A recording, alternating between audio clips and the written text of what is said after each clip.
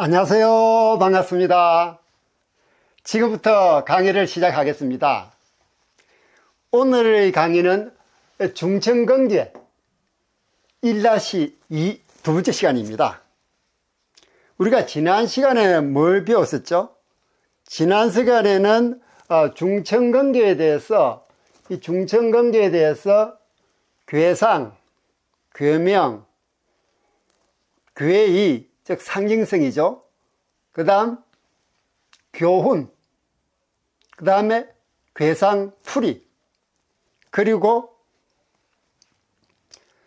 그 경제의 상징성에 어울리는 영리된 가수 남진을 소개하고 남진의 대표곡 가슴 아프게를 감상한 바가 있습니다. 자, 오늘은 지난 시간에 이어서 중천경제의 괴사, 효사를 읽어내는 그런 시간을 가지도록 하겠습니다. 이제 중천경제의 괴사와 효사와 상사를 설명드리는 그런 시간입니다. 자, 일반적으로 우리가 여기 보면은 양호가 하나, 둘, 셋, 넷, 다섯, 여섯 개가 있죠. 그죠? 근데 밑에 세 개 하괴가 하나, 둘, 셋, 세호로 되어 있고, 위에 상괴도 하나, 둘, 셋, 세호로 되어 있습니다.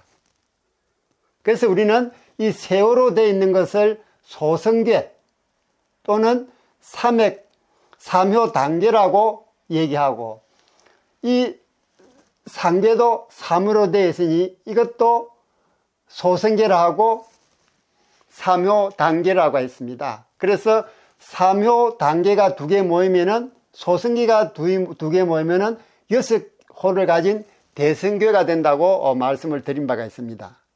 자, 오늘은 이 여서도 이제 대성괴에 대해서 우리가 설명에 들어가는 겁니다. 일반적으로 64개의 괴사, 효사를 설명하는 대성괴는 어떤 구조로 되어 있느냐? 처음 괴사, 그 다음 단사. 자,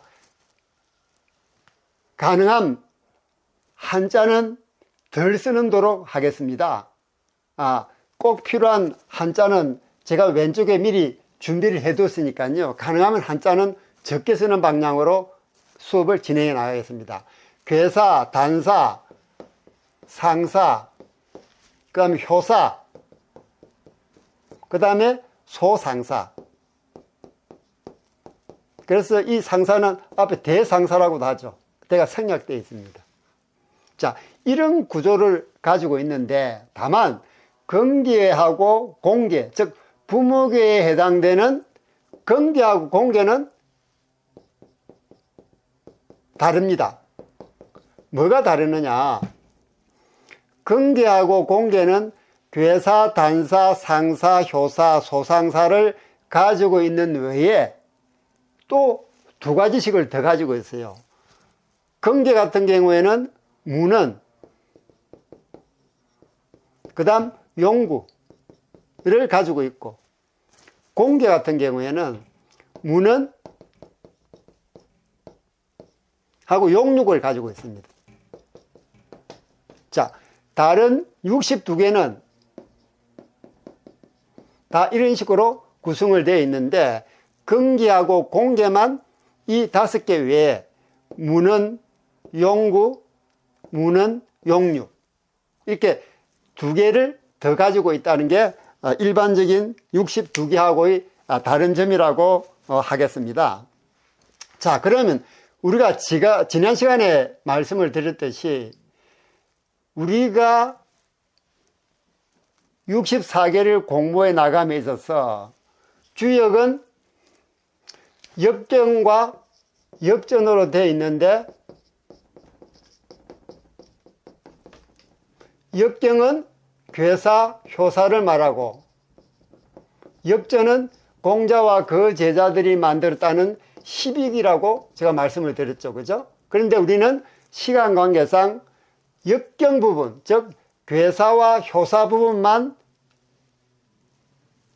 수업을 하겠다, 즉 강의를 하겠다라고 말씀을 드렸습니다. 그 이유는 십익은 공자와 그 제자들이 이 역경을 바탕으로 자세히 설명해 냈을 뿐만 아니라 우리나라 주역 책의 거의 전부는 이 십익에 대해서 많은 설명을 하고 있습니다.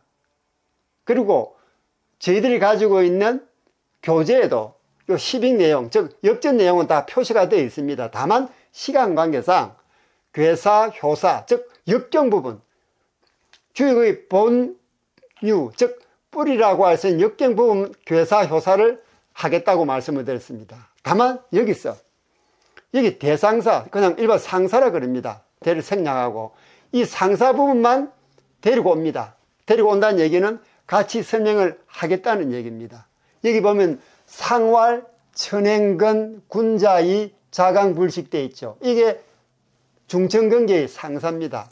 이 상사를 굳이 십익에서 빼와가지고 괴사, 효사에 포함시킨 이유는 상사는 다른 십익에 있는 내용하고는 구조가 조금 다릅니다. 왜냐하면 일반적으로 우리가 배울 때 괴상은 밑에서부터 위로 쭉 올라간다 그랬죠. 공덕도 하나하나 하늘로 쌓아 올라가듯이. 그런데 이 상사는 그게 아니고 위에서 아래로 나열되어 있습니다. 이 주역하고는 반대 방향이죠. 그래서 이 상사 부분은 과연 십익에 포함되는 게 옳은 것인지 하는 데서 이론이 많이 있습니다. 이 상사는 아마도 주역이 만들어지기 이전, 즉 하나라의 연산역에서 전해 내려온 게 상사가 아니겠느냐. 왜냐하면은 괴상 배열 방식도 밑에서 위로 올라가는 게 아니고 위에서 밑으로 내려오고, 그 다음에 이 상사는 괴덕이 없습니다. 그 괴에 대한 덕이 없다는 얘기. 그 괴에 대한 덕이라는 얘기는 쉽게 말하면 괴입니다. 괴의 뜻입니다. 없이 바로 자연현상을 자연적 괴상에서 인간이 갖추어야 할 특성을 바로 이끌어내 버립니다. 그래서 주역 본연의 그 모습이 이 상사가 가지고 있기 때문입니다. 다른 아무 필요 없이 그 자연적 괴상에서 인간이 갖춰야 할 덕성을 끌어내는 부분이 이 상사이기 때문에 상사를 괴효사로 데리고 와서 같이 설명을 하고 있는 것입니다. 자, 제가 이제 62개의 구조는 괴사, 단사, 상사, 효사, 소상사. 그렇죠? 64개 다죠. 다 이렇게 되어 있는데 굳이 근계와 공계는 부모괴이기 때문에 이 5개 외에 근계는 문헌과 영구를 가지고 있고 공계는 문헌과 용육을 가지고 있다라고 설명을 드렸습니다. 자, 그럼 지금부터 이제 중천근계의 본격적인 수업을 들어가도록 하겠습니다. 우리가 지난주에 수업을 할 때 중천근계의 상징성은 창조성, 리더십, 강건함이라고 말씀을 드린 바가 있습니다. 거기에 연계되는 가수는 남진을 선정을 했었죠. 남진을 선정한 이유는 남진이 가지고 있는 캐릭터가 근계의 상징성인 창조성, 리더십, 강건함과 많이 닮았기 때문이었습니다. 그리고 우리가 남진의 대표곡인 가슴 아프기라는 노래를 감상한 바가 있습니다.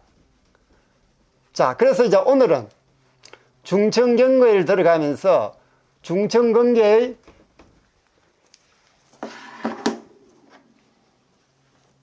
괴사, 상사, 이게 효사죠.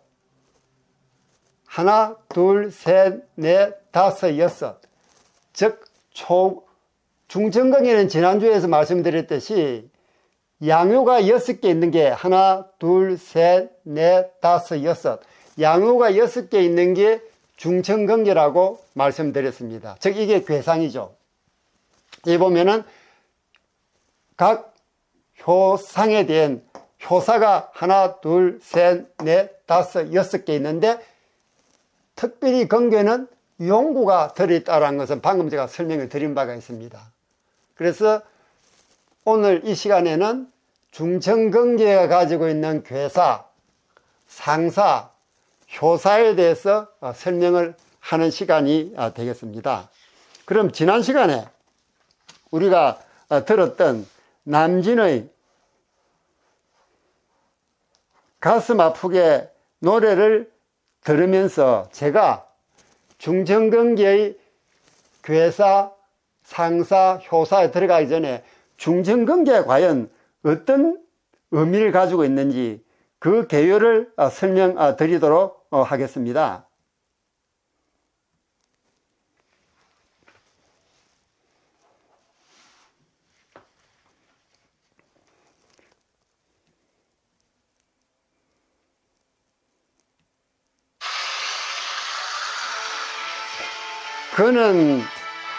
그는 하늘의 작용이다.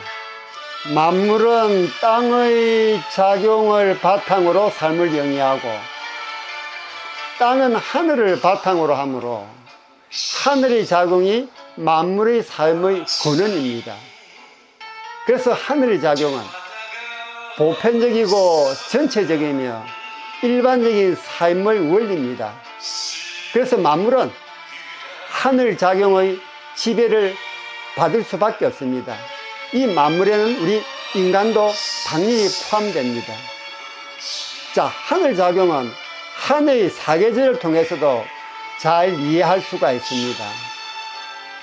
봄에 만물의 삶이 시작되듯 일을 시작하고 여름에 만물이 무성해지듯 떨쳐 일어나 적극적으로 일을 처리하고 확장시키며 가을에 만물이 결실을 맺듯 일을 정리하고 마무리하고 겨울에 만물이 정지하여 봄을 기다리듯 참고 견디면서 고듬을 지킵니다. 이게 하늘의 사시사철에 대한 작용입니다. 또 이 근계는, 이 중천근계는 하늘에 떠있는 창룡칠수를 바탕으로 옛날 하늘의 상을 설명하고 있습니다. 이 창룡칠수,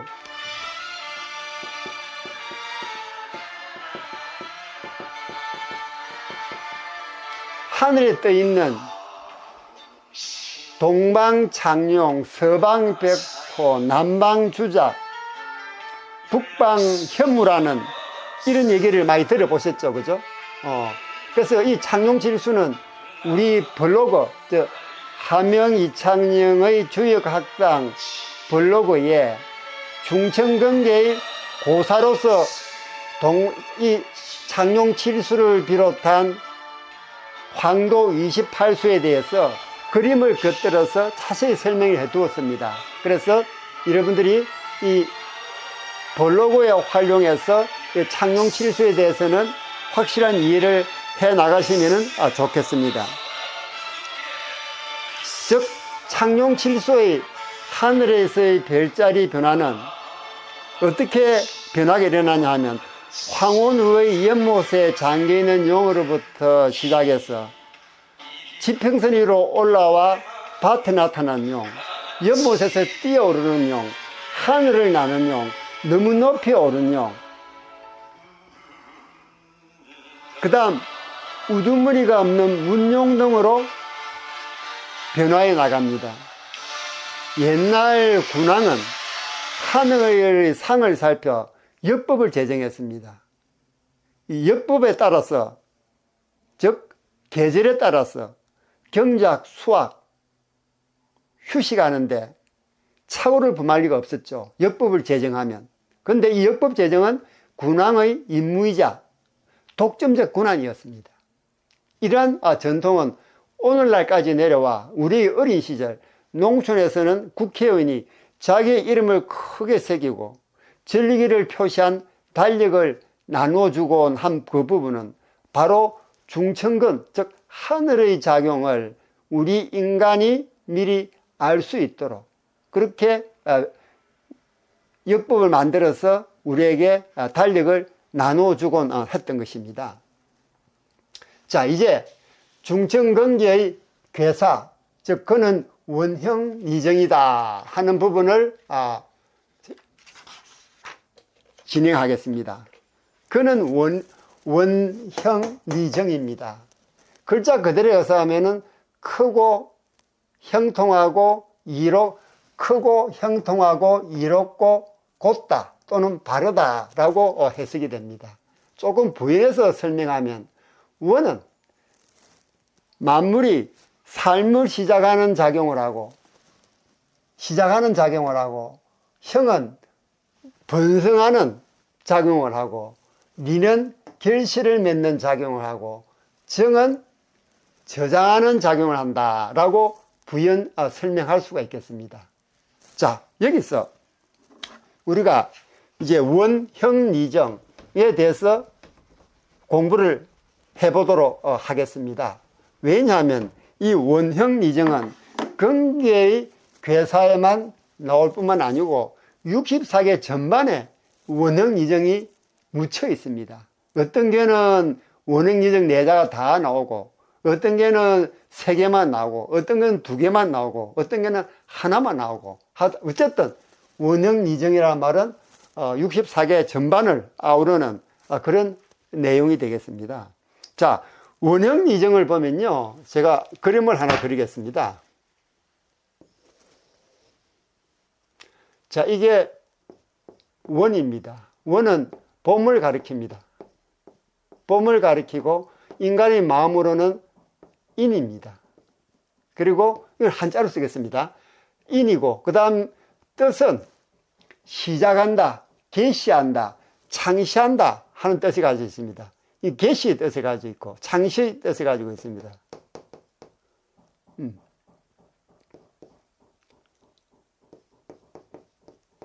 다음 형입니다. 형은 여름을 가리킵니다. 추나 추동의 하. 그 다음 마음은 예입니다.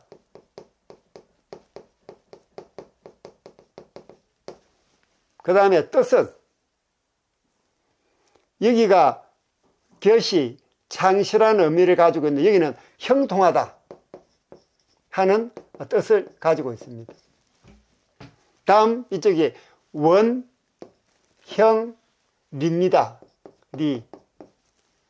리는 가을에 해당됩니다. 마음은 어렵다는 어가 해당이 됩니다. 다음에 뜻은 이 리가 가지고 있는 의미는 성장 후 결실 맺는 장으로 의에 속하면 적합하다. 적합하다는 뜻을 가지고 있습니다. 원형, 리, 마지막 정입니다. 정은 겨울을 상징하고 그 다음 지혜할 때 지자를 상징합니다. 지혜. 그리고 뜻은 고듬을 지킨다, 발음을 지킨다는 고수의 뜻을 가지고 있죠.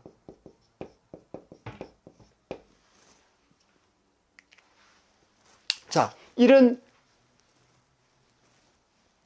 그림을, 이런 이미지를 머리에 두고 제가 설명을 드리도록 하겠습니다. 원형이정은 바로 근계의 괴사입니다. 원은 창조하는 작용입니다. 사계절 중에서 봄에 해당하고 우리 마음으로 치면 인이 예지의 인에 해당이 됩니다. 베푸는 것이죠. 다음 뜻은 개시하고 창시하고 시작한다는 그런 의미를 가지고 있습니다. 다음 형은 여름에 해당됩니다.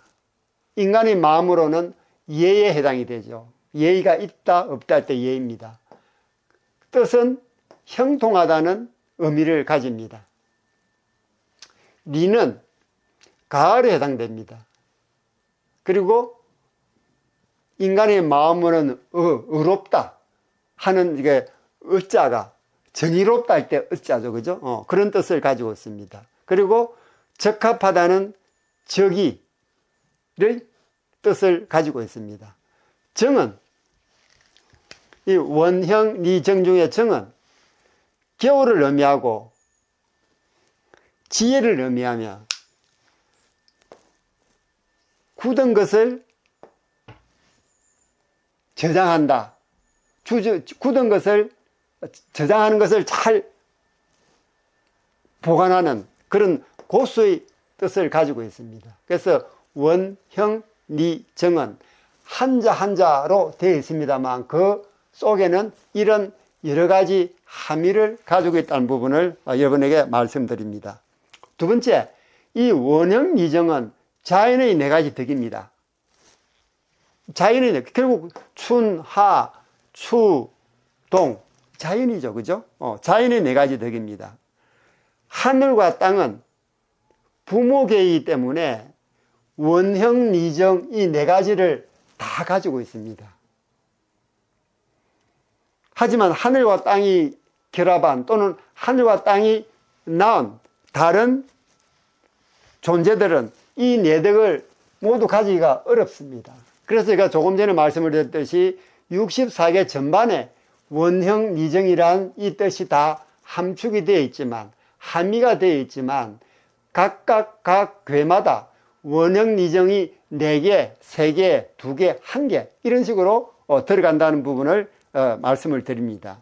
또 주역의 64개 중에서 이 원형 리정이란 괴사가 들어가는 게 7개가 있습니다. 그거는 건, 곤, 준, 수, 임, 무망,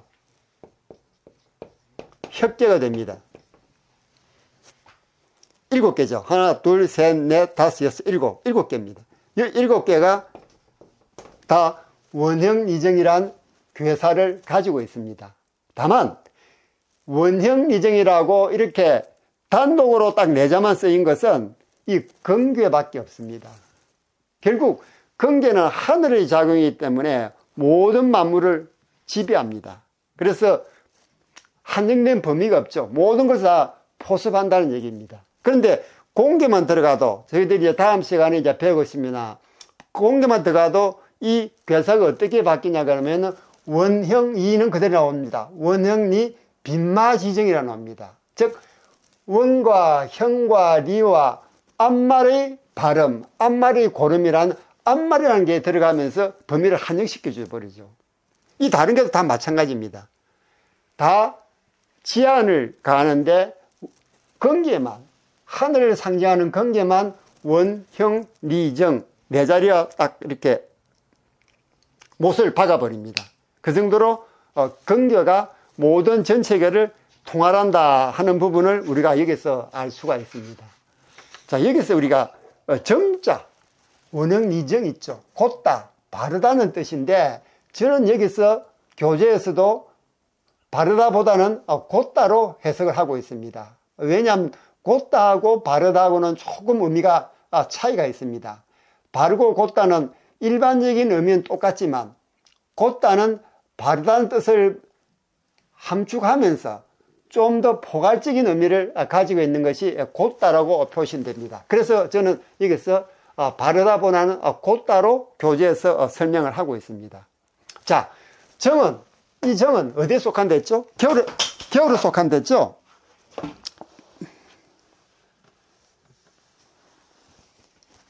겨울에 속한다 했습니다. 그래서 이 겨울에 속하는데 여기 보면 겨울이 나오지 않습니까? 그죠? 겨울이 없다면 만물은 생명을 지속할 수 없습니다. 가을에 결실한 씨앗이 모두 땅에 떨어져 봄에 싹을 틔운다 그러면 그 종류는 어떻게 될까요? 아마 공멸하고 말 것입니다. 왜? 너무 많이 번식을 했기 때문에 아무것도 살 수가 없죠. 그 겨울은 추위라는 무기를 가지고 이것들을 심판합니다. 심판해서 모두 심판하되 착실하게 성장하고 충실하게 열매 맺은 것은 살려두고 나머지는 자연에서 물러나게 합니다. 그래서 이 심판의 기간 동안 살아남은 열매는 봄에 다시 부활하여 생명을 이어가게 되죠. 즉 겨울은 봄, 여름, 가을 동안의 활동을 가능하게 하는 근원입니다. 겨울이 겨울의 역할을 하지 못하면 만물은 세 계절 동안에 활동을 할 수가 없습니다. 이건 인간도 마찬가지입니다. 왜? 인간도 만물 중에 하나니까요. 다만 만물의 영장일 뿐이죠. 만물입니다. 그런데 만약 심판의 계절인 겨울이 없어 모든 인간이 다 살아남는다면 어떻게 될까요? 우리 인간도 역시 공멸하고 말겠죠. 그러면 자연은 어떤 인간을 이 지구에 더 오래 머물게 할까요? 조금 전에 말씀을 드렸듯이 착실하게 성장하고 충실하게 열매를 맺은 인간은 자연에 더 오래 남겨두고 그렇지 않은 인간은 살지 못하게 합니다. 먼저 자연으로 되돌아가 버리는 거죠. 그래서 우리가 암에 걸린 환자나 중환자들이 자연으로 들어가는 이유도 바로 자연의 섭리인 착실하게 성장하고 충실하고 열매를 맺은 그런 섭리에 순응하기 위해서 자연에 들어가는 것입니다. 그래서 이 정은, 겨울에 해당하는 이 정은 추위라는 무게를 통해서 만물을 심판한다. 그래서 제대로 된 만물은 봄에 회생을 시켜주거나 자연에 좀 더 오래 머물도록 하고 그렇지 않은 만물은 살지 못하게 하는 그런 작용을 하는 것이 정의 역할이기도 합니다. 자, 이번에는 이제 상사를 했죠. 상사. 이 상활로 들어갑니다. 상사는 아까도 말씀드렸듯이 10익 중에서 데리고 왔습니다. 왜 10익 중에서 굳이 상사만 데려왔느냐고는 제가 조금 전에 말씀을 드렸죠. 그죠? 이 상사는 자연적 계상에서 인간이 갖추어야 할 덕성을 바로 이끌어냅니다. 그래서 가장 주육의 본연에 충실한 게 상사이기 때문에 상사만 10익 중에서 끌어온 것입니다. 자, 이 상사를 읽어보면 천행근 군자의 자강불식입니다. 즉 하늘의 운행이 하늘의 굳건한 운행이 근이니 군자는 이로써 스스로 강해지기 위해서 쉬지 않고 노력한다. 이렇게 해석이 됩니다. 자, 그럼 여기서 상활이라고 말씀드린 이 내용은요, 조금 뒤에 이제 교재에서 나오겠습니다만 상활은 상징해서 말한다는 뜻입니다. 뭘 상징해서 말하느냐? 이 괴사를 상징해서 말하는 겁니다. 우리가 상징해서 말한다는 얘기는 결국 이 상수주의에서 이야기하는 그 상을 보고 바로 인간이 자강불식해야 되는 걸 읽어내버리는 게 이 상사라는 얘기입니다. 그래서 이 상사는 10익 중에서 이쪽으로 끌고 나온 겁니다. 왜? 사실은 이 상사는 10익에 포함될 내용이 아니다 라는 게 통설입니다. 자, 그러면 상사, 제가 상사를 말씀드렸는데 상사에는 일반적으로 대상전과 소상전이 있습니다. 대상전과 소상전.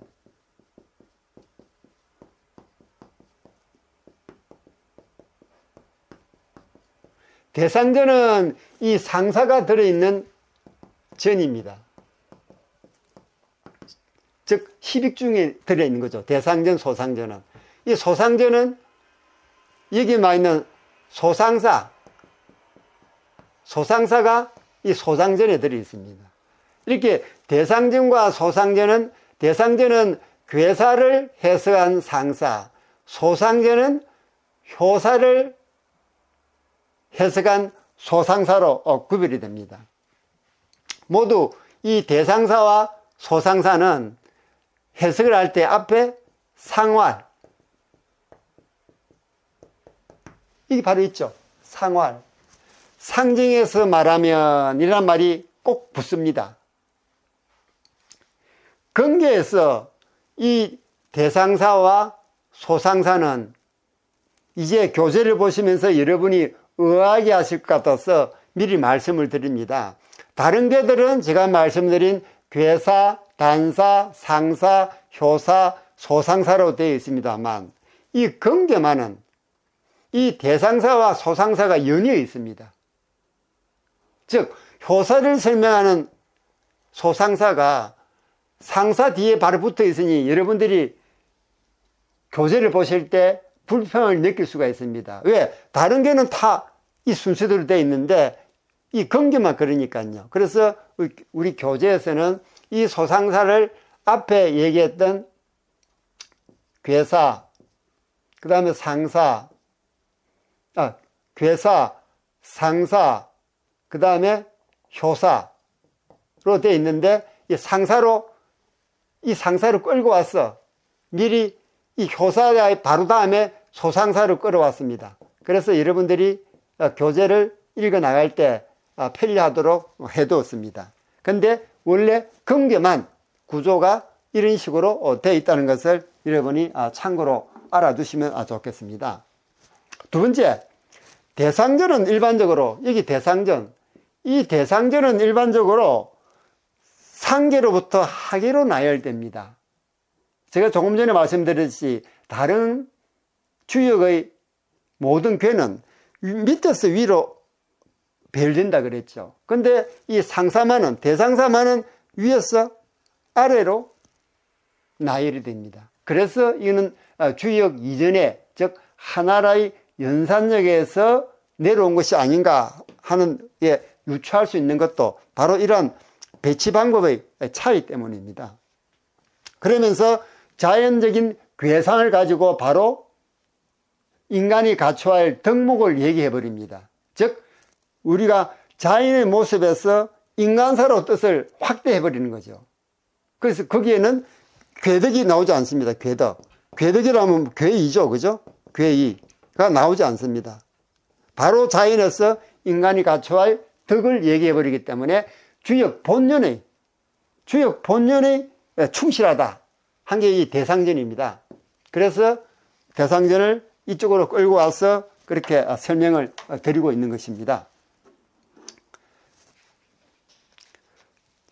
그래서 이 대상전 같은 경우에는 괴덕을 설명하고 있지 않죠. 그래서 여기서 보면 여러분 혹시 이 천행근 군자의 자강불식이라니, 아니 그러면 하늘의 힘없는 운행이 근이니 군자는 이로써 스스로 강해지기 위해 쉬지 않고 일한다 라고 해석한다 그러면은 이게 근이 괴덕이 아닙니까? 라고 생각할 수가 있습니다. 근데 이 근은요, 이 근의 옛날 형식이 이 근입니다. 그래서 이 근은 모양새만 다르지 하늘 근하고 똑같은 근입니다. 지금 우리는 강건하다, 건강하다 할 때 근 쓰지만 옛날에는 이 근의 옛날 표현 방식이 근입니다. 그래서 이거 괴덕이 아니다. 그러니까 상사에서는 괴덕이 나타나지 않는 것입니다. 그래서 주역하고는 조금 형식이 다르기 때문에 우리가 얘기를 할 때, 이 상사는 주역에 연유한 것이 아니고 이게 하나라의 연산역에서 내려온 것이다. 그래서 시빅 중에서 특별히 끌고 나와서 우리가 이 괴사 다음에 설명을 드리는 이유가 바로 거기에 있습니다. 자, 그러면은 우리가 괴사, 대상사를 갖다가, 즉 상사를 이렇게 해석을 함에 있어 가지고 이 상사는 괴덕도 없다. 바로 자연적인 괴상에서 바로 인간이 갖춰야 할 덕목을 얘기하고 있으니까 가장 주역다운 본연에 충실하다.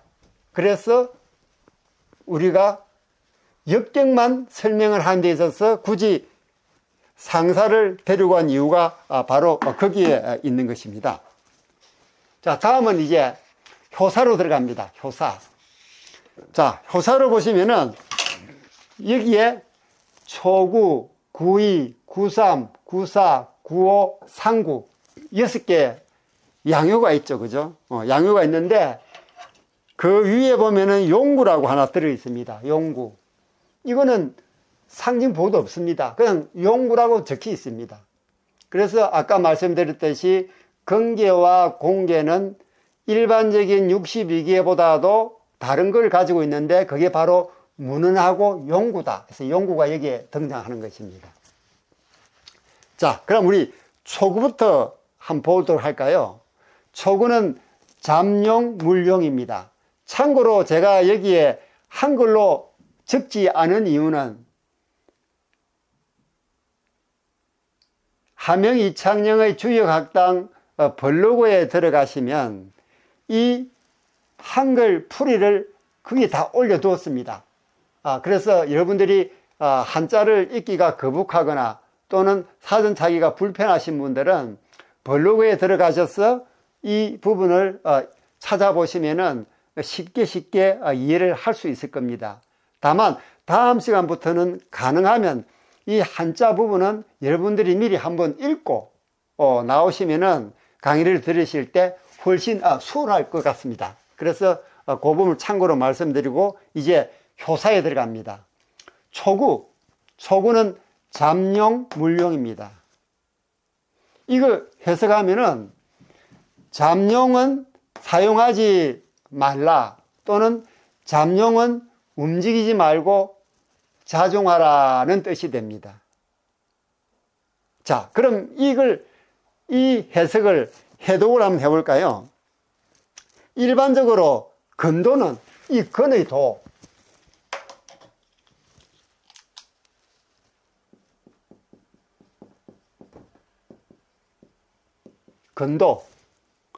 건도는 잠용에서 시작해서 잠용, 혈용, 비룡, 항용, 군용 이렇게 쭉 6단계로 됩니다. 이는 우주의 생동하는 우주기운이 생장수장하는 과정을 설명하고 있습니다. 더불어 그 과정에서 연유하는 기륭의 조짐 또는 전조를 주의 깊게 살해하거나 또는 금기하도록 경고를 하고 있습니다. 무슨 뜻이냐 그러면 이 각각 효상에 대한 효의 설명은 방금 제가 말씀드렸듯이 용을 빌어서 설명을 하지만 사실은 우리에게 교훈을 던져주고 있는 것입니다. 즉 건계, 즉 하늘을 상징하는 건계는 동방칠수라는 별자리를 통해서 우리에게 설명을 하고 있는데 설명을 하면서 용이라는 신물을 데리고 와서 용을 빗대서 우리에게 교훈을 주고 있는 것입니다. 자, 용을 갖다가 데리고 와서 비유한 것은 용이 변화무쌍한 조화력을 가진 신물이기 때문이라고 방금 말씀을 드렸습니다. 자, 건계가 상징하는 것은 바로 이게 우주기운입니다. 하늘기운, 우주기운입니다. 우주기운이기 때문에 우주의 축소판이라고 하는, 즉 우리 인간이 소우주라 그러죠. 바로 우주의 축소판이라는 겁니다. 그래서 저희들 마음속에는 이 우주라는 우주의 기운이 들어 있습니다. 우리가 그걸 지금 느끼지 못하고 있는 거죠. 그래서 만약 우리가 인간이 소우주가 사실만 제대로 인지한다 그러면 이게 우주 기운을 설명하는 것이고, 이 우주 기운을 설명하면서 어떤 것은 촉진해 나가고 발전해 나가고 어떤 것은 하지 말아라 하는 뜻을 가지고 있으니까 바로 우리 인간에게 설명하는 것과 똑같죠. 결국 우주 기운 과정을 설명하니까 우주 마음을 가지고, 마음속에 우주를 가지고 있는 인간도 여기에 따라서 행동하라는 얘기입니다. 따라서 이러한 교훈들을 제대로 이해만 할 수 있다 그러면은 우리가 인생의 고비고비에서 만나는 여러 가지 어려운 상황을 처했을 때 내가 취해야 할 길이 무엇인지를 자문자답할 수 있다는 것이죠. 그래서 곧 이게 바로 여기 인간에게 필요한 큰 까닭입니다. 보다 더 시야를 조금 넓힌다면 사회에서의 성공 또는 실패라는 지엽적인 편견을 떠나서 차원을 달리하는 고차원적 의식세계로 들어가서 하늘을 숭상하는 그런 어떤 신성을 획득할 수 있다는 것이 이 근괴가 또는 건도가 우리에게 설명해 주고 있는 내용입니다. 즉 건도는 우주의 기운이다.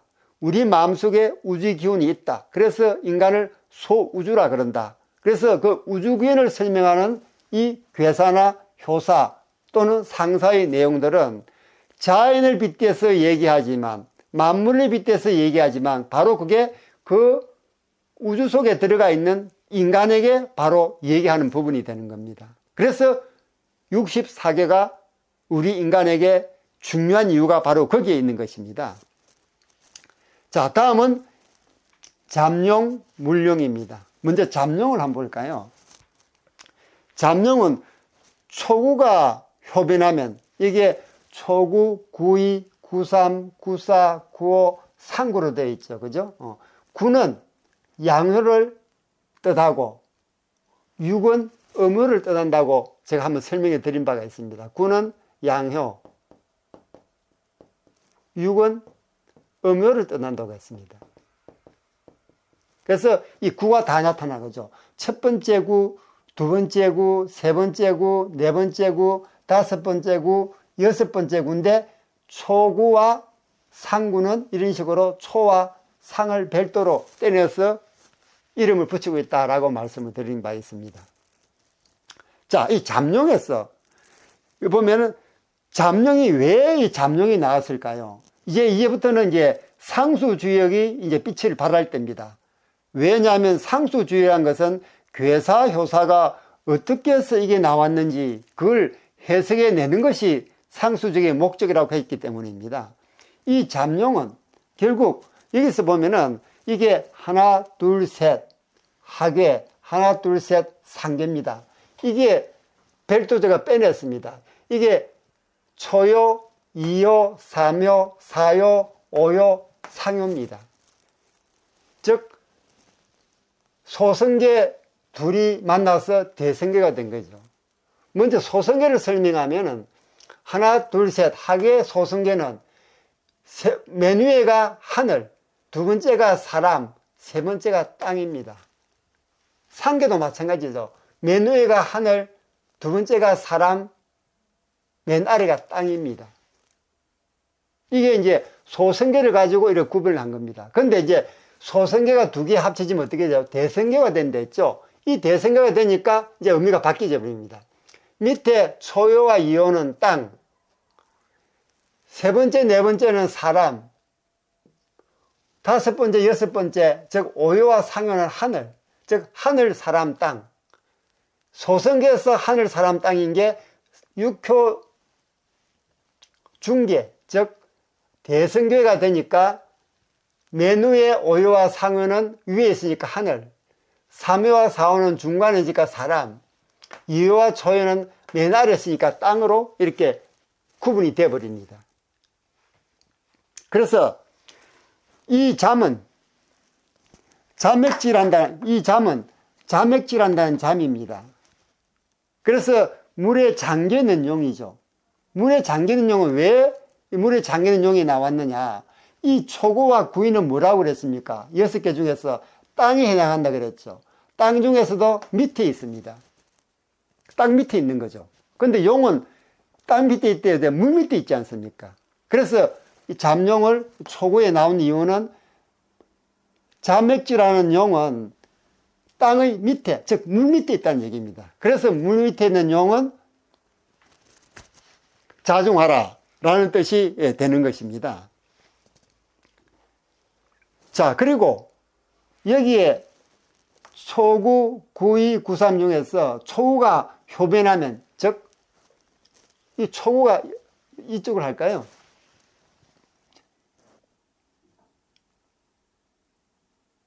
자, 초구가 양어가 음으로 변했습니다. 그러면은 이 하계는 뭐로 변합니까? 우리가 배웠죠, 그죠? 이 건계가 송계로 변합니다. 바람풍을 상징하는 송계죠. 송계 물상에는 뭐가 있냐 하면은 들어간다는 출입의 물상, 출입의 물상. 즉, 들어간다는 물상이 있습니다. 이거는 이제 66페이지에 물상 취상표를 보면은 이 내용이 이제 나옵니다. 그래서 이 잠룡 물룡이 물속에 들어가는 것은 이 초구가 결국 초구 효사라는 것은 초구가 효변한다는 전제를 깔고 얘기를 하는 겁니다. 그래서 초구가 잠룡 물룡한다는 얘기는 이 송계에 바람을 상징하는 송계에 들어간다는 물상이 있으니까 물속으로 들어간다는 그런 의미가 나오는 것입니다. 두 번째, 이 물룡. 물룡은, 자, 우리가 초구가 효변하면 양어가 음으로 바뀌죠. 그럼 조금 전에 우리가 소성계를 봤습니다만, 이제 대성계를 보면은, 대성계에서 초구가 변해보면 어떻게 됩니까? 하늘천, 천, 이게 연못을 상징했다. 연못은 택이지 않습니까? 천택, 손이죠. 그러니까 천풍구, 바람을 상징하는 송계가 되니까 천풍구가 됩니다. 천풍구.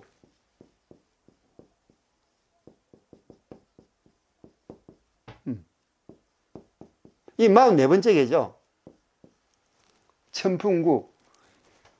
즉, 이게 바람을 상징하는 송계니까 풍 해서 천풍국어야 됩니다. 국어야 됩니다. 여기에 보면은 천풍국의 괴사에 뭐가 나오냐 하면은 여자를 취하지 말라라는 괴사가 나옵니다. 여자를 취하지 말라는 그 뜻은 결국 잠룡이기 때문에 쓰지 말라는 그 뜻에서 그 천풍구가 변하면서 여자를 취하지 말라는 뜻이 함축되어 있는 겁니다. 이렇게 효사, 괴사는 그냥 만들어지는 것이 아니고 괴상의 상이나 수에서 비롯된다는 부분을 우리가 이제 하나하나 알아갈 수가 있는 거예요. 다시 한번 말씀드리면 이 잠룡이라고 나온 이 잠룡은 이 위치가 하늘, 땅, 사람인데 아니죠. 하늘, 사람, 땅인데 땅 밑에 있고 이게 육교 대성계를 보면은 초요, 이요가 땅, 삼요, 사요가 사람, 오요, 상요가 하늘입니다. 해놨죠, 그죠? 하늘, 사람, 땅. 그래도 땅인데 땅 밑에 있습니다. 근데 용은 땅 밑에 살지 않죠. 물 밑에 살죠. 그래서 땅 밑에 대해서 비유해서 물 밑에 사는 용이라고 했고, 이 물용은 이 초효가 양어에서 음으로 변하면서 대성계가 천풍구가 되니까 천풍구 괴사에 여자를 취하지 말라는 괴사가 나옵니다. 그래서 잠룡을 쓰지 말라는 얘기는 여자를 취하지 말라는 그 괴사 내용이 함축돼서 나온 것이다 라고 얘기를 할 수가 있는 것입니다. 자, 이게 이제 초구의 내용입니다. 초구의 내용. 다음 이제 구입니다. 구이는 혈용제전 이견대인입니다. 혈용제전 이견대인. 용이 밭에 나타나니 대인을 만나는 것이 이롭다로 해석이 되겠습니다. 이를 해독하면 먼저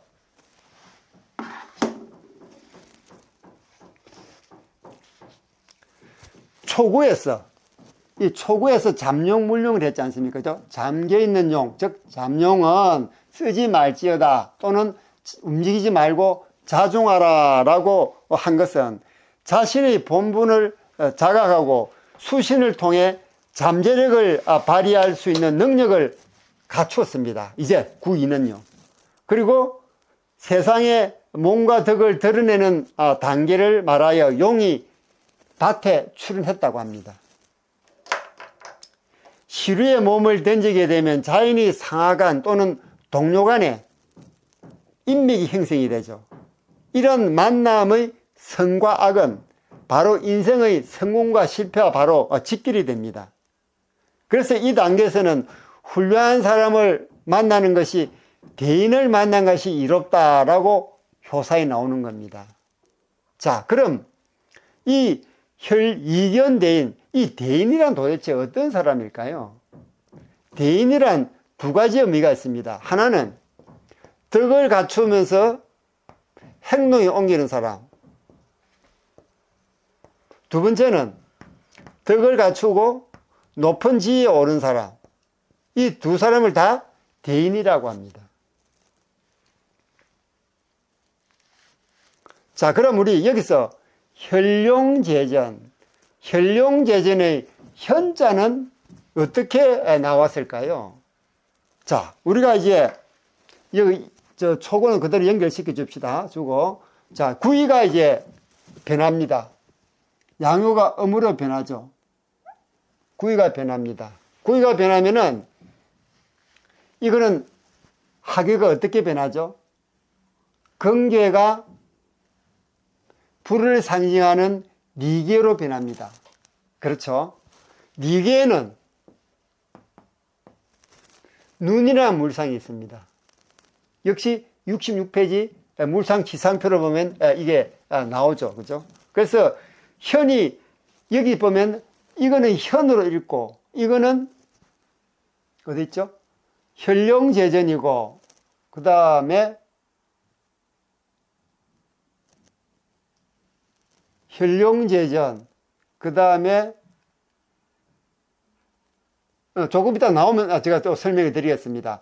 이건 견용제전이 아니고 나타날 현자입니다. 나타날 현. 혈룡제전. 그럼 이 현은 어떻게 현자가 나타났느냐? 바로 이 눈 또는 밝음이라는 물상을 가지고 있습니다. 불을 상징하는 니계는, 즉 이계가 두 번째 계가 효변하면은 양효가 음으로 변하면 하계는 니계가 되니까 니는 눈과 밝음의 물상이 있으니까 나타난다는 물상이 여기 나타난다는 효사가 여기 나오는 겁니다. 그래서 나타난 용이 밭에 있으니 대인을 만난 것이 이롭다라고 얘기를 하고 있는 겁니다. 그리고 이 밭이란 것은 또 어떻게 나왔느냐? 지금 초구와 구이, 즉 초요와 이요는 땅을 상징한다고 했습니다. 초요는 아래에 있고 이요는 위에, 땅의 위에 있습니다. 위에 있으니까 밭이죠. 밑에 있는 것은 땅 지하고 또는 물 속입니다. 그래서 이 전은 바로 저는 이 땅을 상징하는 초요와 이요 중에서 윗부분에 있기 때문에 밭이 나타난다라는 효사가 나온 겁니다. 다음 이견대인, 이제 견이 나오네요. 이건 현이고 이건 견입니다. 볼견, 나타날 현. 그러니까 이견대인은 대인을 만나면 이롭다라고 되어 있는데 이 견자도 역시 이게 이요가 양효에서 음으로 변하니까 니계가 되죠. 또 니계는 어떤 물상이 있냐 그러면요. 여기에 보면은 여기 이요와 여기 보면 역시 리에서 나왔습니다. 이 이요는 역시 여기서 보면은 바로 눈, 밝음 물상이 있으니까 보다는 견자가 나오는 것입니다. 그리고 여기에서 우리가 주의해 볼 것은 유교 여기 가지고 있는 재성계는 위에서부터 하늘, 사람, 땅으로 되어 있지만 각각 하계 상계로 보면은 하늘, 사람, 땅, 하늘, 사람, 땅으로 되어 있다고 제가 설명을 드렸죠. 그죠? 그러니까 여기 나와 있는 이견대인의 견자는 이 두 번째 구이가 양우에서 음으로 바뀌니까 리계로 바뀌었고, 하계가 리계로 바뀌었고, 그래서 이 리계에는 눈과 밝음의 물상이 있으니까 현자도 나오고 그 다음에 견자도 나온다고 말씀을 드렸습니다. 자, 그리고 여기서 구이가 변하면은 하계는 건기에서 리계로 변하는데, 여기에 전체계는 어떻게 변합니까? 개성계는 어떻게 변할까요? 위에는 천, 밑에는 불을 상징하는 리계죠. 그럼 천화 동인됩니다. 천화 동인. 천화 동인이가 됩니다. 이호가 효변을 하면. 자, 천화 동인계를 보면요. 여기에 이 자리는 1, 3, 5는 양요가 앉을 자리고 2, 4, 6은 음요가 들어가서 앉아야 될 자리입니다. 그런데 9, 2가 원래 양요면 바른 자리가 아니었는데 음으로 바뀌었기 때문에 바른 자리를 찾은 거죠. 9, 5는 원래 양요 자리입니다. 홀수는 양요 자리고 짝수는 음요 자리입니다. 그러니까 9, 5와 9, 2는 서로 정응합니다. 왜? 여기도 사람을 상징하는 중간호고 여기도 사람을 상징하는 중간호입니다. 소승계에 있었어. 그래서 9, 5와 9, 2는 서로 정응한다 그럽니다. 9, 5와 6이죠. 6위로 바뀌었죠. 왜? 음으로 바뀌었으니까요. 6위는 정응한다는 얘기입니다.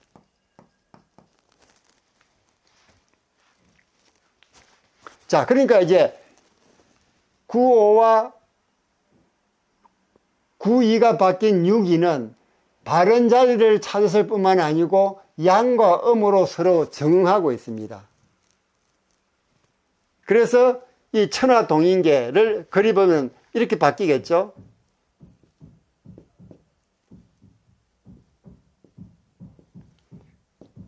이게 천화동인입니다. 이거는 결국 마음을 같이 하는 계입니다. 그래서 동인계의 오요와 이효는 모두 발음을 얻고 중도를 얻었습니다. 뿐만 아니라 서로 음양으로 정응하고 있죠. 그래서 이효와 오효는 정응하기 때문에 또 구호는 임금의 자리고 구이는 신하의 자리입니다. 임금과 신하가 마음을 합쳐서 나라를 잘 운영해 나간다는 그런 뜻을 또 가지고 있습니다. 그래서 이제 구이는 혈룡제전 이견대인은 이 대인은 어떤 사람인가를 설명을 드렸고, 혈룡제전 이견대인에서 형과 견이 왜 쓰였는지, 또 밭은 왜 밭이 나왔는지 하는 부분을 상수주역 입장에서 설명을 드렸습니다. 그래서 이 효사나 괴사 한자 한자가 그냥 적혀 있는 게 아니고요. 그 나름대로 다 의미를 가지고 있는 것입니다.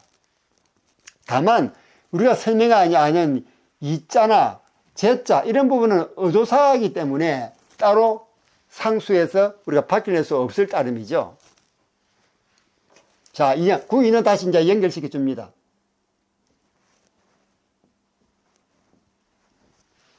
다음은 이제 93. 군자 종일 건건 석처각 여무구입니다. 이를 그대로 해석하면은 군자가 종일토록 열심히 일하다 저녁이 되었어도 근심스러운 듯 하니 위험하지만 허물이 없다. 다시 읽으면은 군자 종일 건건 석척약 여무구입니다. 조금 전에 말씀드렸죠. 이 한자 부분에 대해서 좀 더 알고 싶은 분은 우리 블로그에 들어가면은 여기에 대한 한글로 토를 다루는 부분이 있다는 걸, 그걸 참고로 하시면 되겠습니다. 자, 군자가 종일토록 열심히 일하다, 열심히 일하다, 저녁이 되었어도 근심스러운 듯 하니, 위험하지만, 여자가 위험할 여자입니다. 위험하지만 무구는 허물이 없다라는 그런 뜻입니다. 자, 이걸 해독하면은 군자 종일 근건, 군자 종일 근건은 제가 조금 전에 말씀드렸죠. 군자가 종일토록 힘쓰고 힘쓰다, 석처각 여무고, 저녁이 되었어도 근심스러운 듯 하니, 위험하지만 허물이 없다라는 부분은 어떻게 해석을 해야 될까요? 자, 먼저 군자 종일 근건입니다. 군자 종일 근건을 보면 구삼오사에서는, 자, 여러분 보시면은 다 용이 나옵니다. 용이, 그죠? 용이 나오고 용이 나오고 용이 나옵니다. 근데 구삼에서는 용이 나타나지 않습니다. 구사에서도 용자가 없죠. 왜 구삼, 구사에서는 용자가 없을까요? 바로 구삼, 구사는 여기서 설명드릴 때 사람의 자리입니다. 즉 하늘과 땅에서는 용이 들어올 수 있지만 어떻게 사람한테는 용이 들어올 자리가 아니죠. 그래서 이 사묘와 사회는 용자가 빠져 있는 것입니다. 자, 그럼 군자가 종일 근건하는 모습은, 군자가 종일 근건하는 모습은 어떻게 나타날까요? 먼저 괴상으로 보면, 괴상, 즉 유교 대성계 괴상으로 보면은 이 사묘는 하교의 끝입니다. 마찬가지로 상구는 상교의 끝이죠. 하교는, 구삼은 하교의 끝이기 때문에 이 건계는 둥근 태양을 의미하기도 합니다. 태양의 끝이니까 저녁이 되죠. 하늘 태양의 끝이니까 하루가 끝나는 그런 부분을 얘기하는 겁니다. 그래서 종일이 나오는 겁니다. 종일. 하루 종일. 그 다음, 건이 끝나면 다시 상계건이 시작이 됩니다. 하계건이 끝나면 다시 상계건이 시작이 됐어. 그래서 건건이란 말이 나오는 것입니다. 그 다음, 석척약 여무고, 저녁 석자는 어떻게 또 나왔을까요? 자, 구삼이 이번에는 표본을 합니다. 양어가 음으로 바뀌죠. 바뀌면은 하계는 어떻게 변합니까? 건계가 태계로 바뀌죠. 연못을 상징하는 태계를 바뀝니다. 이 태계에는 무슨 뜻입니까? 물론 연못이란 물상도 있지만 이 태에는 저녁 또는 가을이라는 물상이 들어가 있습니다. 그래서 여기 저녁석이 구삼에서 나오는 것입니다. 또 태에는 여기 보면 이게 이제 태계죠, 그죠? 태계에는 못, 저녁, 가을이라는 물상 외에도 훼손이라는 물상도 가지고 있습니다. 즉 망가지고 부러지는 모습이죠. 그래서 군자가 하루 종일 열심히 일하다 저녁에도 근심스러운 듯 한다는 것은 이게 훼손되고 부러지고 망가졌으니 저녁까지도 걱정을 합니다. 그러니까 걱정을 하면은 위험은 하더라도 허물이 없다는 그런 우리에게 어떤 권장하는 또 경고하는 그런 의미를 다 갖고 있습니다. 자, 여기서 이제 구삼이 효변하면 양호가 음으로 바뀝니다. 조금 전에 하기만 보면은 근계가 태계로 바뀌었죠. 그죠? 태계로 바뀌었습니다. 자, 그런데 전체로 보면, 대성계를 보면은 천택리입니다. 천택리. 천택리계로 바뀝니다. 중천근계가 천택리계로 바뀌죠. 천택리계를 갖다가 이게 표시를 하면은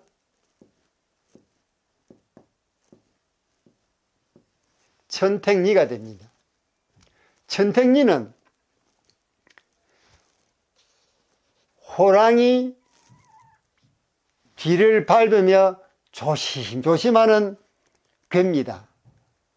무슨 뜻이냐 하면 이 나중에 배울 우리 천택리계에 들어가면은 그런 괴사가 나옵니다. 호랑이 꼬리를 밟아도 물리지 않으니 허물이 없다 또는 형하다라는 괴사가 나옵니다. 그래서 이 호랑이 꼬리를 밟는, 호랑이 꼬리를 밟지 않도록 조심조심 따라가니까 이게 천택리계에 그런 괴사가 나오는 것입니다. 그리고 원래 이 3호 자리는 위험이 많이 따르는 자리입니다. 왜냐하면 이 3호 자리는 하계의 끝입니다. 동시에 상계로 올라가는 교랑 역할을 하죠. 그러다 보니까 이 3호에는 대체적으로 흉한 효사가 많습니다. 그래서 삼다흉이랍니다. 삼다흉. 3호에는 흉한 효사가 많다라는 이유가 바로 상계를 마치고 하계로 뛰어넘는 그런 과정이기 때문에 그런 얘기가 나오는 것입니다. 자, 그래서 이제 구삼은 군자가 종일토록 힘쓰고 힘쓰다 저녁에도 근심스러운 듯하니 위험하지만 허물이 없다는 얘기를 선영을 드렸습니다. 다음은 이제 구사를 설명드릴 차례입니다. 구사는 혹약재연무구입니다. 혹약재연무구는 혹 연못에서 뛰어오르나 허물이 없다라는 뜻입니다. 허물이 없다는 뜻은 그렇게 썩 좋은 건 아니지만 그렇다고 나쁘지도 않다는 그런 뜻입니다. 그저 그렇다 하는 뜻을 무구라는 표현으로 적고 있습니다. 자, 혹약재연, 혹 연못에서 도약할 약이죠. 혹 연물에서 뛰어오르지만 허물이 없다라는 효사를 보도록 하겠습니다. 다시 구삼은 연결시켜 주겠습니다. 구삼은. 자, 구사를 이제 보면은 혹약재연무구. 혹약재연무구는 방금 말씀드렸듯이 연못에서 뛰어오르지만 허물이 없다는 데입니다. 자, 조금 전에 말씀드렸듯이 이 삼효와 사효는 염려스러운 심리가 담겨져 있습니다. 왜냐하면 조금 전에 말씀드렸듯이 구삼은 하계의 끝이고 구사는 상계의 시작부입니다.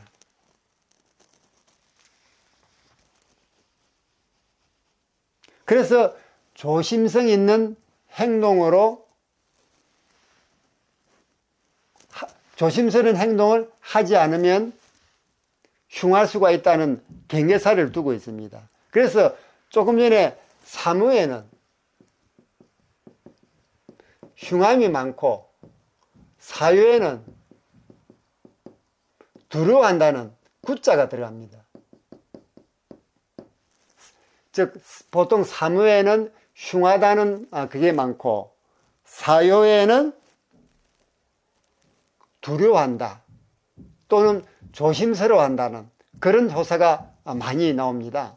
그 이유는 방금 말씀드렸듯이 구삼은 초의 마지막이고 구사는 상계의 시작 부분이기 때문에 그렇다는 것입니다. 가령 하계인 전반부, 즉 하계인 전반부가 기량을 다지는 기간이라 그러는 상계는 기량을 발휘하는 그런 시기라고 볼 수가 있겠습니다. 그런데 구사는 기량을 발휘하되 갓 상계로 진입한 단계입니다. 그러니까 조심스럽죠. 그래서 연못에서 뛰어보는 겁니다. 이게 가능한지 어떤지를, 즉 자기 자신이 쌓은 수신을 통해서 그 재와 실천 의지를 한층 더 숙성시키는 그런 작용하는 자기 성찰을 겸하고 있는 겁니다. 그래서 조심스럽습니다. 즉 실력을 발휘하기 이전에 혹 부족한 점이나 고칠 점이 없는지를 죄 확인합니다. 더불어 자신의 사회적 지위상의 권리와 의무를 명확하게 분별하여 자신의 행위가 사회적으로 해가 되지 않을 것을 확인하는 과정입니다. 이러한 자기 성찰을 이룬 연후에 이었고 비룡의 자리에 오르게 되는 것이죠. 여기서 혹약제연, 연못에서 뛰어오르나 허물이 없다는 이 구사 혹약제연을 보겠습니다. 혹약제연, 약은 도약할 약입니다. 구사효사에는 주어가 없죠. 용이라는 것도 없습니다. 그래도 구사하면 군자라는 주어가 있는데 구사는 주어가 없습니다. 그럼 구사의 주어는 과연 무엇일까요? 자, 구사는 뭐하고 정응하죠? 구사는 하늘, 사람, 땅. 하늘, 사람, 땅이니까 땅은 땅끼리 정응합니다. 응하죠. 그러니까 초구와 구사가 응합니다. 초구와 구사가 응하니까 초구는 잠룡입니다. 그래서 구사는 주어가 생략되어 있지만 용일 것이라고 추측을 할 수가 있죠. 다만 사람 자리이기 때문에 용을 쓰지 못했을 뿐입니다. 그래서 주어가 없으니 표현이 애매하긴 합니다. 자, 그래서 여기 보면은 초구와 구사가 서로 정응하고 있으니 구사에 용이라는 표현은 없지만 이 용이라는 게 생략되어 있을 것이다. 왜 하냐 하면 이 구사라는 자리는 사람 자리이기 때문에 그렇다라고 말씀을 할 수가 있겠습니다. 자, 그러면 연못에서 뛰어보지만 허물이 없다는 것은 한번 이렇게 뛰어보는 겁니다. 내가 가능한지 어떤지. 그러나 비룡의 단계까지는 올라가지 못했죠. 그래서 혹시 혹비란 말이 있습니다. 혹시 혹비.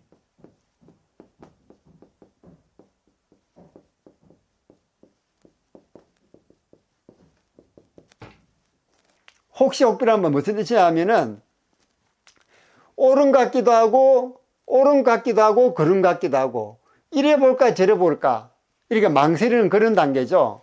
그래서 항상 시세를 면밀히 살피고 인심의 항배를 직시해서 때를 기다렸다가 나아가라는 그런 함의를 가지고 있습니다.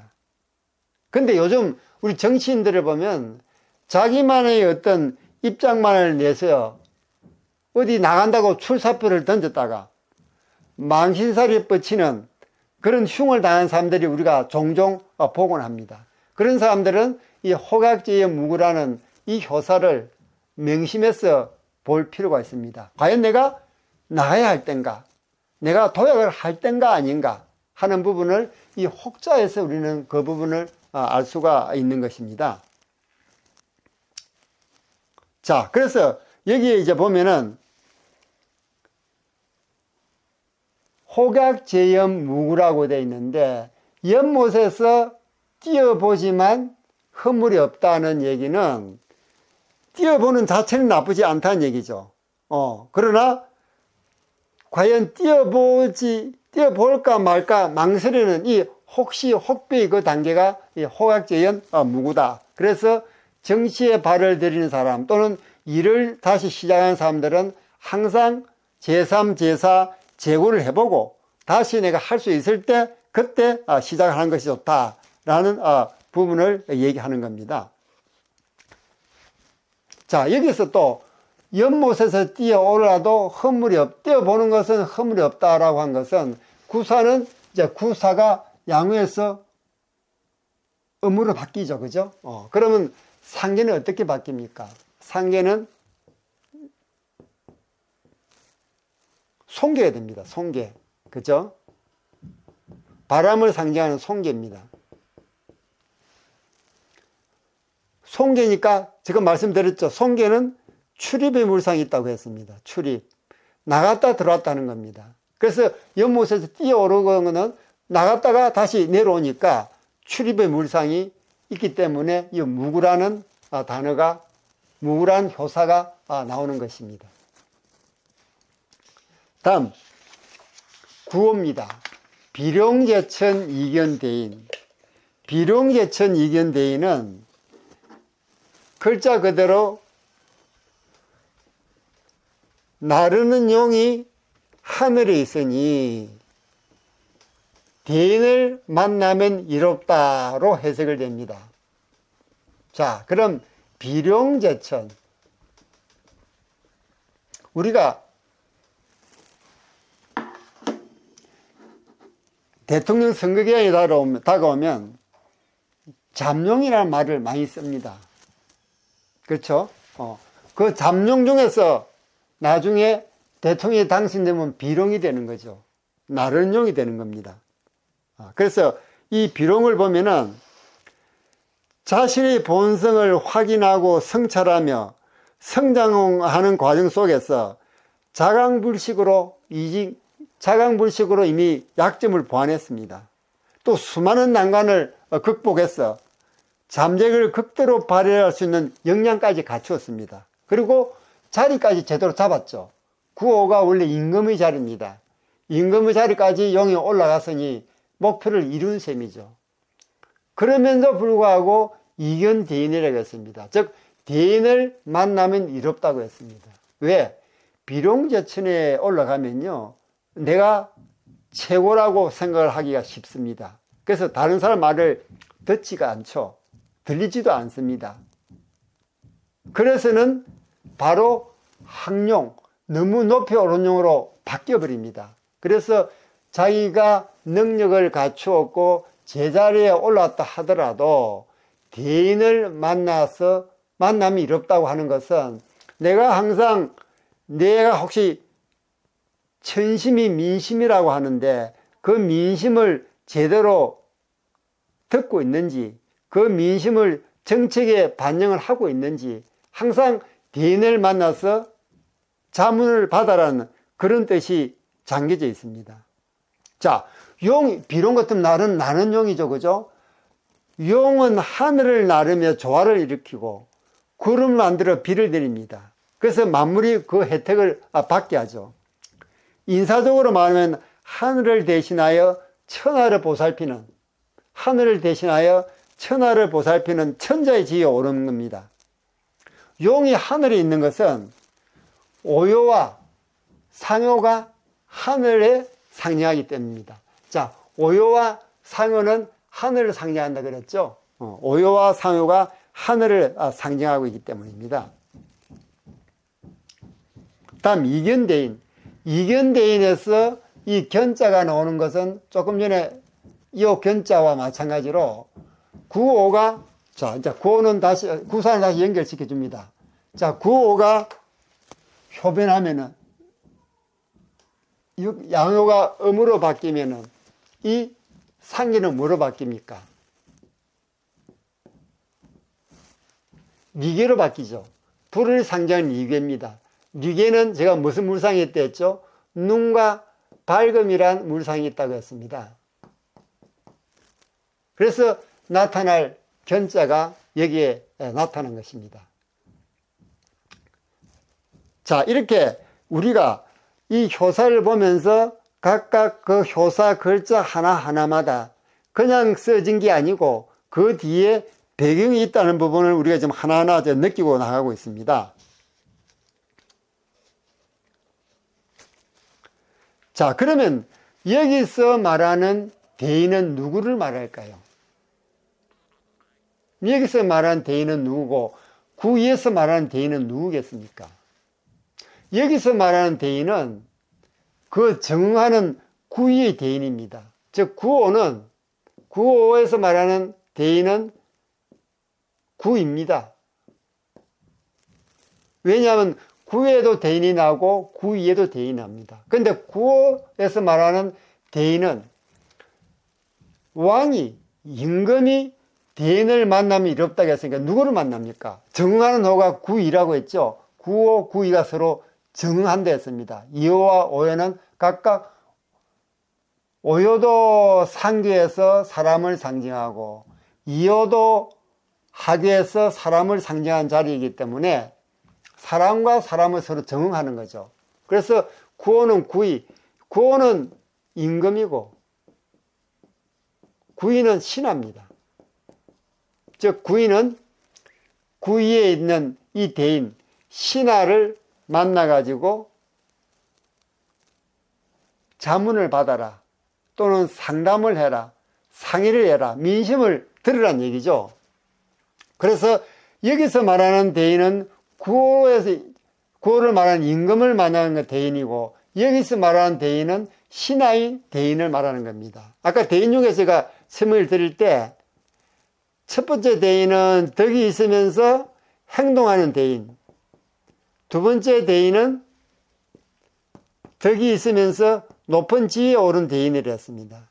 즉 이 구호는 덕이 있으면서 높은 지위에 오른 대인이고 그 다음에 여기에 구이의 대인은 덕이 있으면서 행동하는 대인입니다.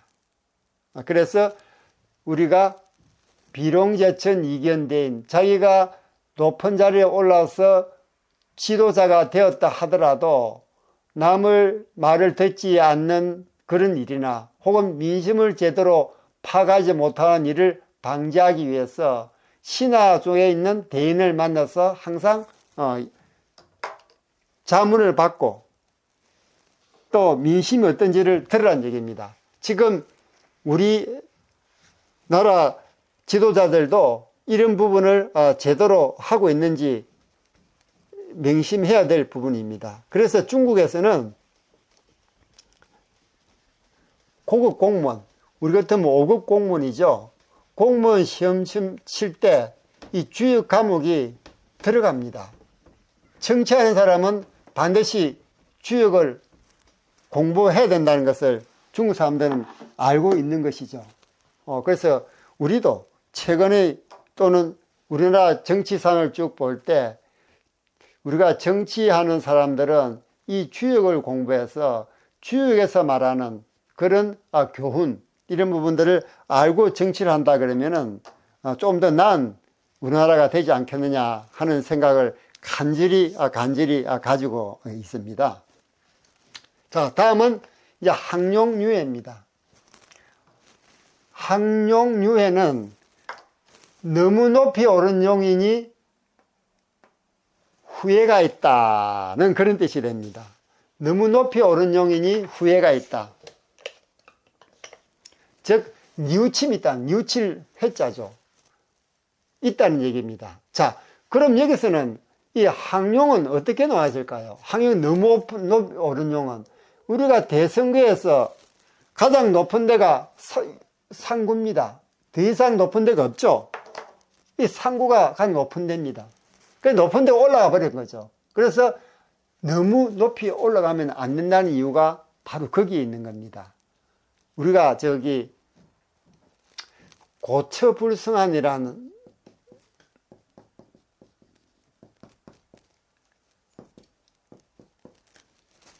고사가 있습니다.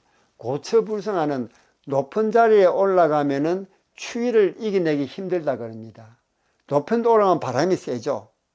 그러니까 그 바람을 견뎌내기가 힘듭니다. 그리고 원숭이 궁둥이는 높이 올라갈수록 그 빨간 궁둥이가 계속 많이 보입니다.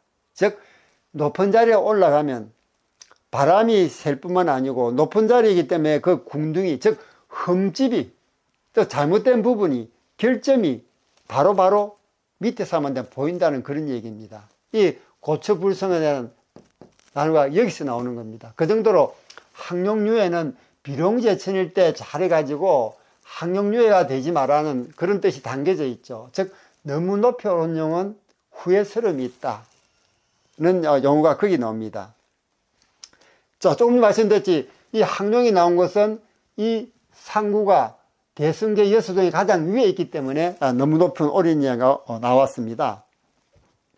너무 높이 올라 망가지고 꺾이니 뉘우침이 생기는 겁니다. 그래서 이 회가 나오죠.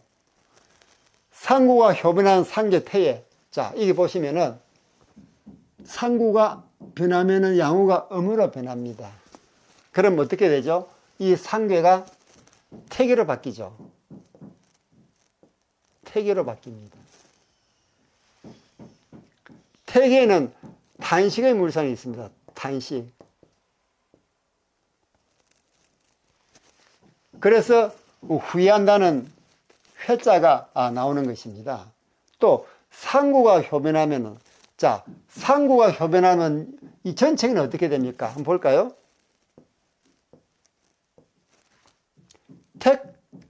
택청쾌가 되죠. 택청쾌. 택청쾌가 됩니다. 택청쾌입니다. 자, 택청쾌는 이 음요 하나가 양요 5개를 밑에 깔고 있습니다. 음요 하나가 맨 끝 위에 올라가 있으니 이 양요 5개가, 이 양요는 원래 군자를 뜻합니다. 그죠? 음요는 소인을 뜻합니다. 이 군자 5명이 이 음요 하나, 즉 소인 하나를 성토하기 시작합니다. 왜? 소인이 군자 맨 위에 올라가 있으니까요. 그래서 우리가 항용 자리가 되지 않도록 비룡일 때 잘해야 된다 하는 얘기가 바로 여기서 나오는 겁니다. 그래서 가능하면 항용 자리를 피하라는 얘기입니다. 너무 높이, 가장 높이 오는 자리는 쉽지 않다는 그런 얘기가 되어 있습니다. 또 한편으로는 더 하는 끝없는 욕심은 궁극적으로는 자멸의 길을 스스로 선택함과 같은 것이라 그럽니다. 안문지족을 마음에 새기고 겸손하고 또 자중하는 덕을 실천하라는 가르침이 항용유의 효사에 들어가 있습니다. 안문지족하고 겸손하고 자중하는 자세를 견지하라는 부분이 여기에 들어가 있는 것입니다. 다음, 마지막으로 이제 용구입니다. 용구는 경문용, 무수길. 문용이 나타나도 우두머리가 없으니 길하다라는 뜻입니다. 용구는 말씀드렸듯이 근교에만 있는 유일한 용구고, 그래서 괴상이 따로 있는 게 아닙니다. 그냥 용구라고 효사만 나오고 있습니다. 자, 이 용구를 보면은 경문용 무수길. 문용이 많은 용이 나타나도 우두머리가 없으니 길하다로 해석이 됩니다. 자, 용구란 옛 사람들이 용구 해석을 무척 어려워했습니다. 왜냐하면 해석하는 사람에 따라 가지고 용구 해석이 가지각색이었거든요. 선현들은 근계 용구가, 근계 여서도가 모두 적절하게 변하면은 용구가 된다라고 해석하기도 했습니다. 자, 만약 그렇다 그러면은 다른 64개도 똑같은 그런 용구가 나와야 될 텐데 굳이 근교에만 나오는 이유로 봤을 때 그것은 맞지가 않다라고 이렇게 해석이 되는 거죠. 왜? 만약에 이게 용구가, 이 6호가 적절하게 변할 경우에 용구라 그러면은 다른 대성궤도, 60세계 대성궤도 적절하게 변하면 용구가 나와야 될 거 아니겠습니까? 근데 그게 없지 않습니까? 그래서 그 부분은 옳지 않다라고 생각했는데 결국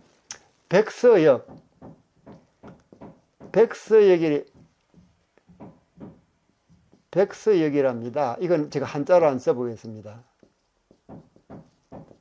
백서역.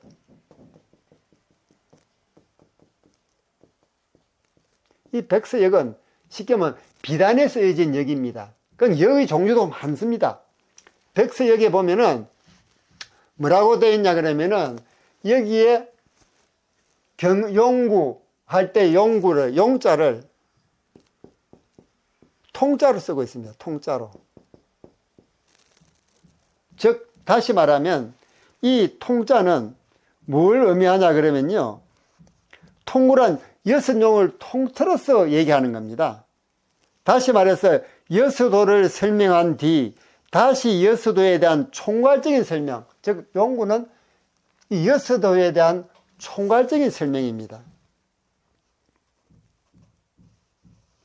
이는 공개 용육이, 공개도 용육이 있다고 말씀드렸죠, 그죠? 공개 용육이 여수도를 설명한 뒤 다시 총괄하여 여수도를 설명한 것과 똑같은 이치입니다. 다음 경군용 무수길을 한번 볼까요? 경군용 무수길. 예측부터 이 자구에 대한 정확한 해석을 찾기가 힘들었습니다. 왜? 이 용구 자체를 제대로 해석을 못했으니까요. 근데 여기는 어떻게 해석을 했냐 그러면은 이 용구는 근교 여수도 전체를 총괄한다는 의미라고 해서 말씀드렸죠, 그죠? 통자로, 용자가 통자로 쓰인 걸로 봐서는 6개를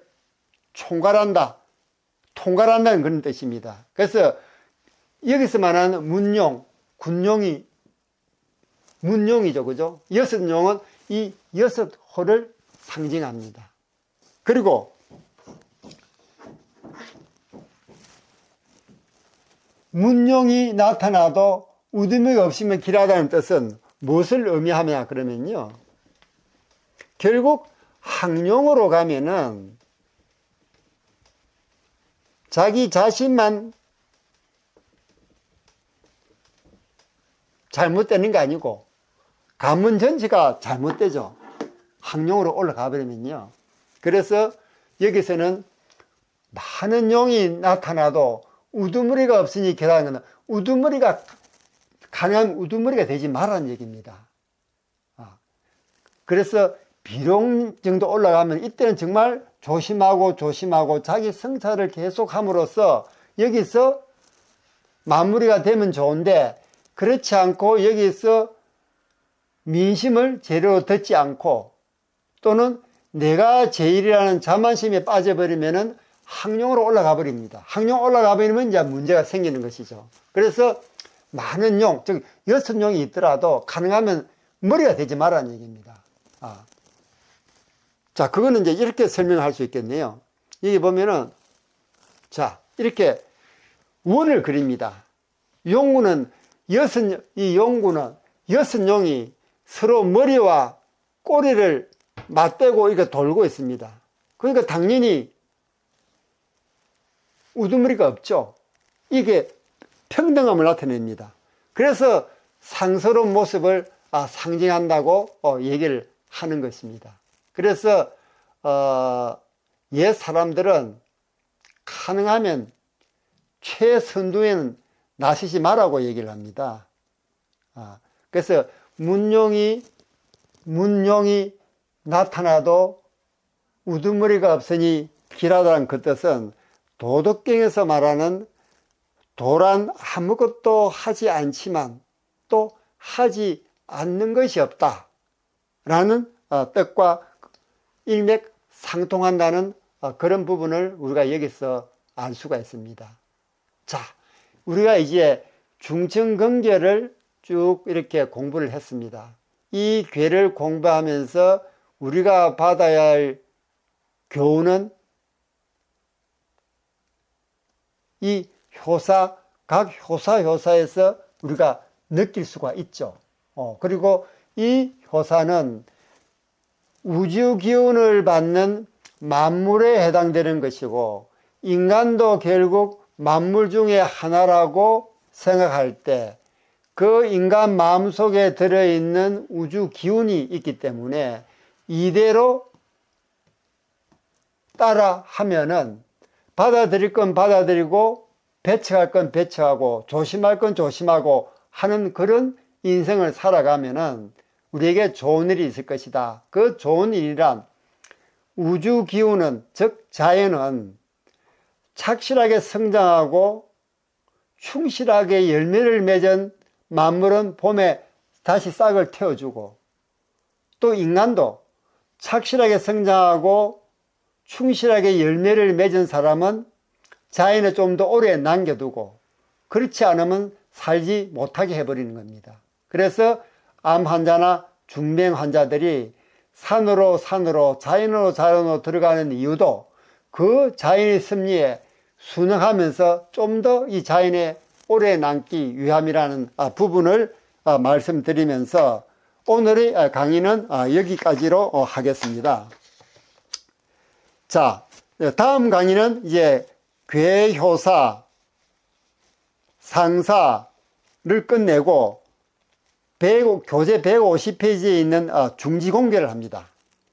그래서 이제 오늘 여러분들이 들어보시면 알겠지만 첫 번째 괴기 때문에 여러분들이 많이 어렵고 당황스러울 겁니다. 내가 무엇을 먼저 공부를 좀 해두고 드려야 되겠구나 하는 부분이 여기서 나오죠. 또 거꾸로 제가 우리 주역이 뭐고라는 개념 설명과 주역 일반에서 그 괴사 효사를 해석할 때 도구를 설명드리면서 이것은 가능하면 외우면 좋겠습니다 라고 부탁드린 것도 오늘 제가 말씀드린 이 설명 내용을 들어보시면 여러분들이 스스로 깨달을 수 있을 것입니다. 다시 한번 말씀을 드리면은 이제 새로운 괴사를 공부하기 시작할 때면 여러분들이 미리 하명 이창영의 저희가 한번 적어 드렸죠, 그죠? 하명 이창영의 주역 학당,